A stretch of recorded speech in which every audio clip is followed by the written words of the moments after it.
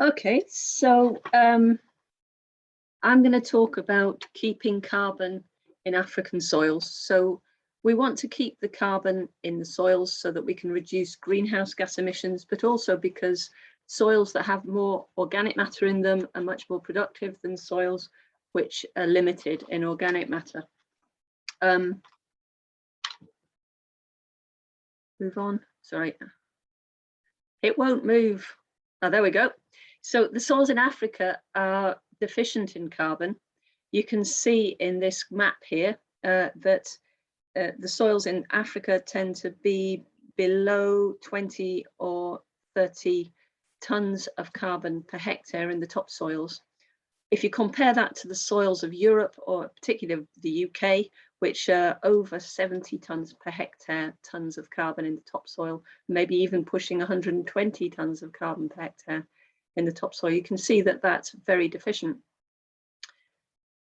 And this is due to high rates of decomposition. So for every 10 degrees change in soil temperature, you'll get a doubling of the rate of decomposition, all other things being equal. It's also due to low plant inputs, so not enough new resources are available to farmers to increase the, restore the nutrients that their plants take off. And so the growth of the crops fall and plant inputs become more lower. And also with soils that have become deficient in carbon, it's due to high erosion rates, which particularly occur when you get high rainfall events and extreme weather conditions. So why is this important? If we were to look at a productive soil, you would see that it's made up under an electron microscope. You'd see it's made up of a series of macroaggregates, which are large particles. And because they're large, they're less susceptible to erosion. They're basically conglomerates of all the sand and clay and other things in the soil. They form together in loose structures, which allows penetration of roots and movement of water into the soil. And that means that the plants can grow better. If we were to look inside the macroaggregates, we'd see that they're composed of sand particles and particles of clay, and that's all glued together with organic matter. So because you get electrostatic forces between the clay minerals and the organic matter, that forms a really strong glue that holds these macroaggregates together. So without organic matter, we wouldn't get very good soil structure, which would mean that there would be less water in the soil, and there would be less crop room for the plants to grow, the roots to grow. So water penetrates into the macroaggregates, and that's then held there by a weak bond to the clay and the organic matter, which means that the water is less likely to dry out of the soil, and you get more water retained, so that there will be more water available to plants in conditions of poor growth. And that's really what Victoria was talking about with the permaculture and increasing the organic matter content in the soil. That's how it's all feeding back to making things better. Organic matter is also important because it holds nutrients. So for example, nitrogen, which can then be slowly released to the plants, because plants can only take up nitrogen in the form of a small mobile cation or anion. And if you put fertilizers onto the soil, you tend to put lots of these small mobile ions onto the soil, which then if it rains, they can be washed out really quickly. But organic matter decomposes slowly and provides these nutrients to the plants so the plants can take them up. So the organic matter is just really, really important. And of course, it removes carbon from the atmosphere. So the more fertile your soil, the more your plants are going to grow, the more carbon dioxide is going to be removed from the atmosphere and then stored in the macroaggregates. And the macroaggregates themselves actually protect carbon and stop it from being released back to the atmosphere. So it makes the soil carbon more stable as well. So you get a bit of a vicious circle going on. If you lose carbon from the soil, your plants are less productive, and the plant organic inputs start running down. But if you get more organic matter going into the soils, then your plants are more productive and you get organic matter increasing over time. So incorporation of organic wastes is well known to increase soil organic matter. For centuries, farmers and gardeners have been putting in animal manures, composts, digging in crop residues, and that increases the organic matter. The problem in sub-Saharan Africa is that there are increasingly, as time goes on, more and more competing input requirements for the organic matter. So it's used in animal feed, it's used for energy, either in dung cakes or in crop residues, and it's used in building. And this has always been the case, but as the population goes up, so this problem gets worse. So we, in Ethiopia, in the southern Ethiopia, in a place called Halaba, we surveyed farmers to find out how much of their organic wastes they were using for different purposes on their farms. And I should stress that the results that you get in Halaba are not representative of all of Africa. You'll get different results in different parts of Africa and in different villages within Ethiopia. But in this village, we got 61% of the crop residue was being fed to the livestock, and 32% was being used for energy, and a tiny 4% was being put back into the soils. Of the manure that was produced, 48% was going back into the soils, which is actually quite high for Ethiopia, and 52% was being used for energy. So my friend Dugas and Nagash in northern Ethiopia has done loads of measurements on the amount of carbon and nutrients that are lost by burning crop residues and dung instead of incorporating it into the soil. And in this area, they were getting 85% of the household energy from dung cakes and crop residues. And you can see that the total loss of carbon is around about 2 tons per hectare per year.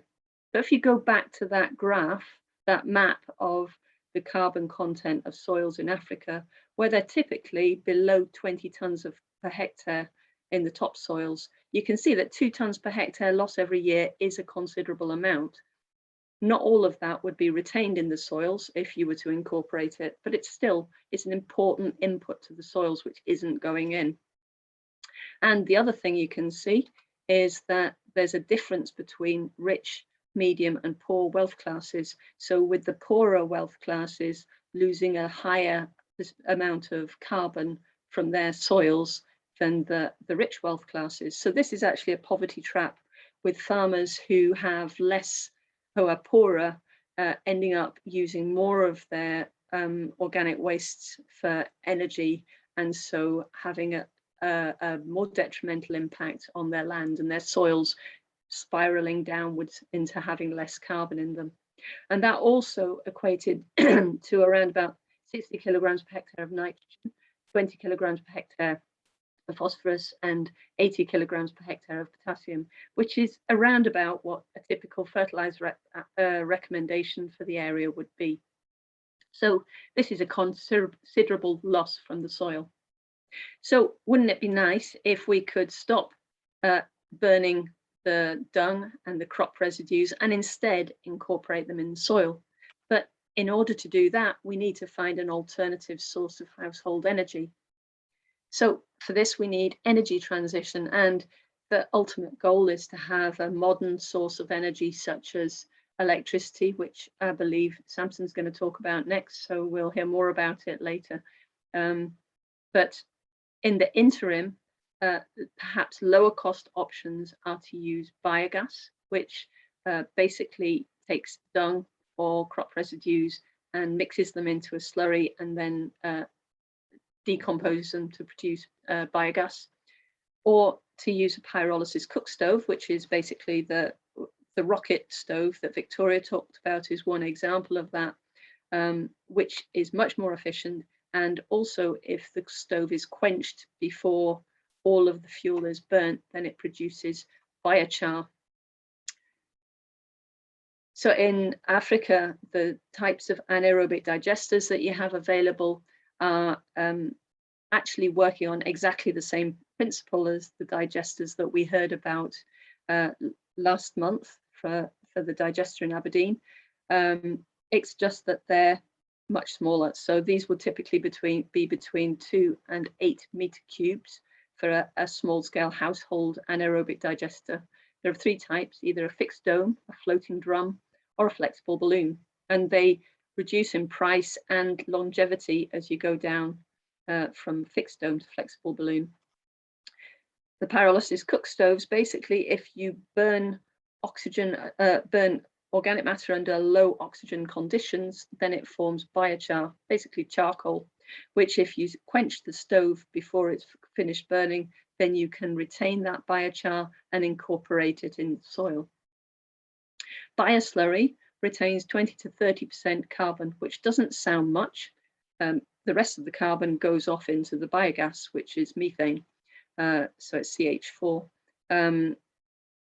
But the carbon that remains is more stabilized than fresh dung, so more is sequestered in the soil. So basically, the organic matter has undergone its decomposition processes, which it would have done in the soil, and we've used that decomposition process to produce methane instead of carbon dioxide and diverted that to provide energy to the household.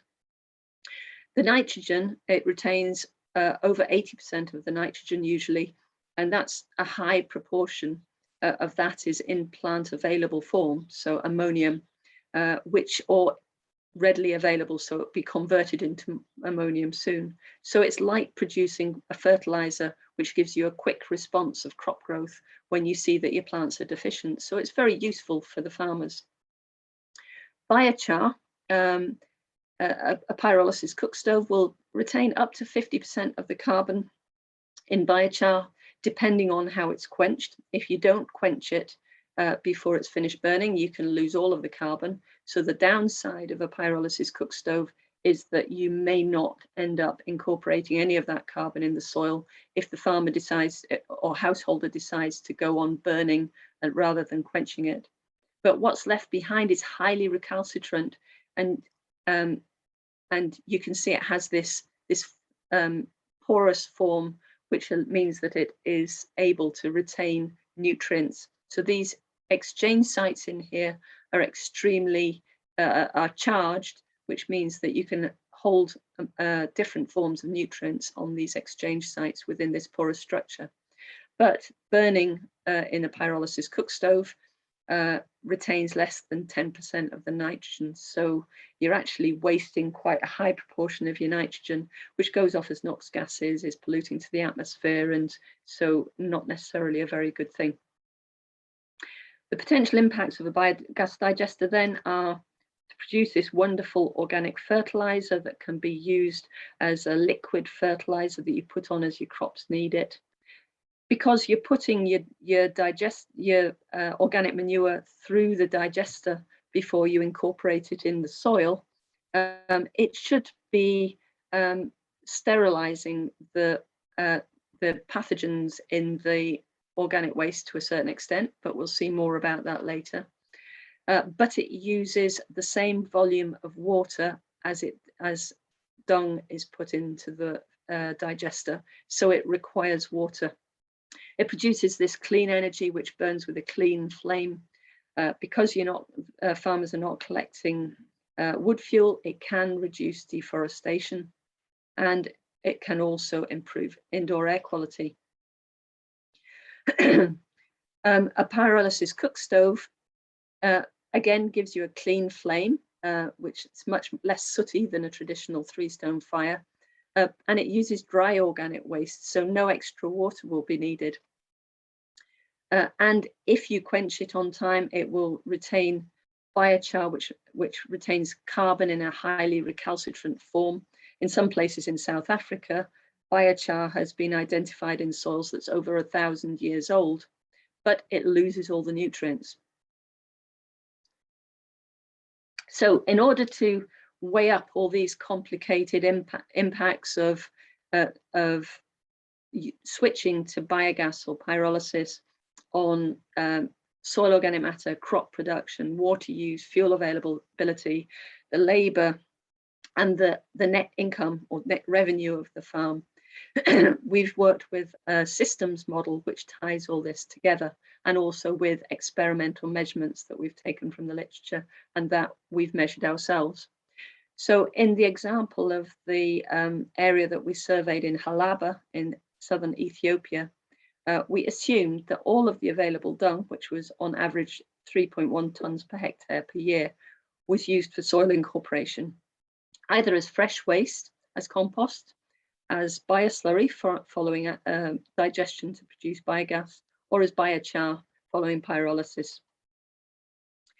So when we looked at this, we found that the increase in soil carbon was about 0.3 tonnes per hectare per year. So it's creeping up slowly to improve the soil organic matter content. And this result was within the same, it's not statistically different for any of the different applications, fresh waste, compost, bioslurry or biochar. So that means that there's no detriment of using the dung for bioslurry or biochar, because the organic waste, as I suggested earlier on, is in fact recalcitrant enough that it's retained in the soil. But when we look at the crop productivity, we see for all of these, we get an increase in crop production. So 0 would be no increase in crop production compared to not applying the organic waste. But for biochar, it's significantly less, and that's because the nutrients are burnt off.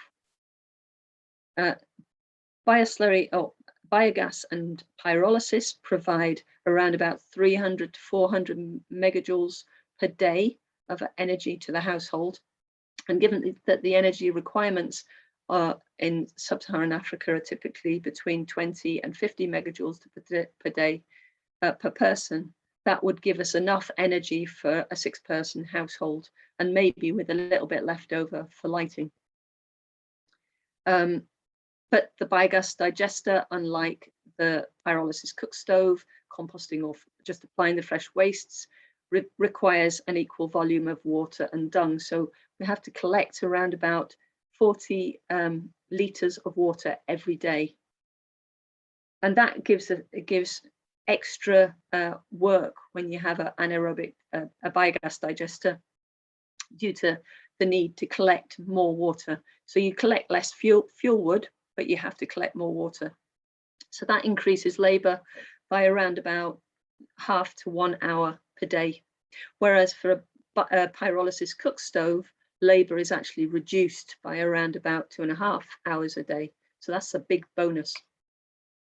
And the impact on net revenue for bioslurry and biochar, the biogas and pyrolysis provide around about 400 to 500 pounds per year.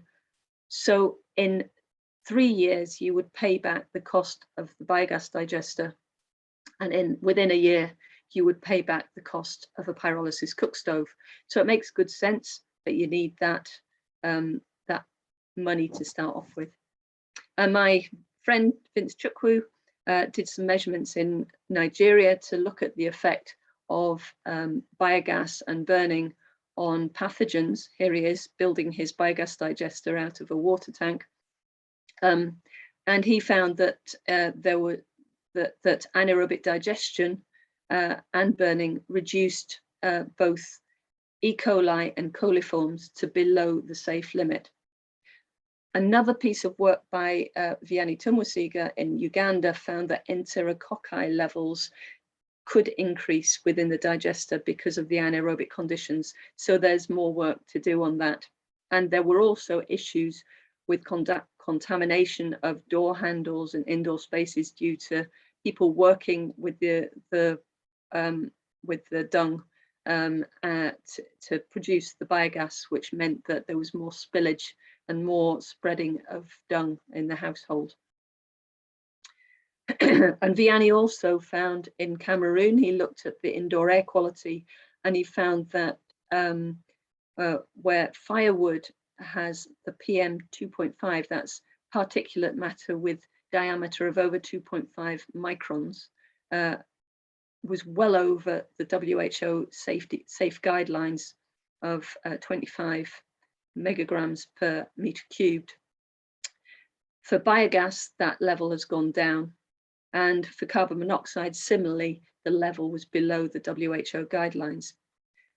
He did also find that there were issues in practice with partial fuel switching. So sometimes he installed a biogas digester in a household and he didn't see this decline due to the fact that the household was still using wood and just supplementing their wood use with biogas. So overall, the recommendations are, if household energy from organic waste is not needed, then apply the organic waste as compost instead of fresh waste, because that will stabilize it and it'll mean that more organic matter is incorporated in the soil and that the nutrients will be more readily available to the plants, and it won't reduce crop growth because of immobilization of nutrients by fresh wastes. If extra household energy is needed, then use anaerobic digestion or pyrolysis to provide energy and incorporate the residues into the soil. Anaerobic digestion has a higher cost and needs extra water. So if you haven't got that money and you haven't got the extra water, then you can't use it. But it's a good option because it retains nutrients and so provides higher yields, and also is better for the soil in the long term. Pyrolysis is lower cost and does not need water, so it's a good option if you're limited in that way, but it doesn't retain nutrients. But you could envisage options where you might use the biochar to soak up nutrients from other places where nutrients are lost around the farm, for instance, with urine runoff. So that's me finished, and I'll hand over to Samson.